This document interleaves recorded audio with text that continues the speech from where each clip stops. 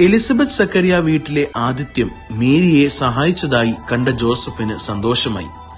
അവിടുന്ന് അവർ ജോസഫ് മുന്നിലും മേരി കഴുതപ്പുറത്ത് പിന്നിലുമായി യാത്രയായി. അവിടെ എത്തിയുടനെ ആദ്യം ചെയ്തത് പേരെഴുതിക്കലാണ്. അപ്പോഴേക്കും നേരം വൈകിയിരുന്നു. താമസിക്കാൻ സത്രത്തിൽ ഇടം കിട്ടിയില്ല. കുറെ അന്വേഷിച്ചതിനു ശേഷം അവർ പുറത്തുപോയി ആദ്യം കണ്ട കാലിത്തൊഴുത്തിൽ കയറി.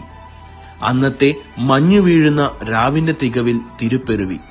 ശിശുവിനെ കൈകളിലേന്തിയ അമ്മയുടെ ആദ്യ നോട്ടം ആനന്ദവും ഈശോ അനുഭവവുമായിരുന്നു. ജോസഫിന്റെ ഉള്ളിൽ വിസ്മയവും ആരാധനയും ആനന്ദവും നിറഞ്ഞിരുന്നു.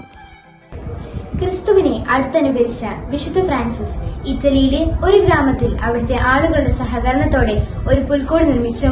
ഇതായിരുന്നു ചരിത്രത്തിലെ ആദ്യത്തെ പുൽക്കൂട്. നമുക്കും നമ്മുടെ ഭവനങ്ങളിലും അതിലുപരി നമ്മുടെ ഹൃദയങ്ങളിലും പുൽക്കൂട് നിർമ്മിക്കാം.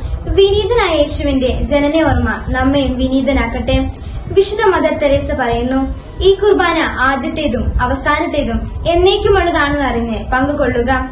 എല്ലാ വിശുദ്ധിയുടെയും ഉറവിടമായ വിശുദ്ധ കുർബാനയായ ഈശോയെ നമുക്ക് നമ്മുടെ ഹൃദയമാകുന്ന പുൽക്കൂട്ടിലേക്ക് വരവേൽക്കാം.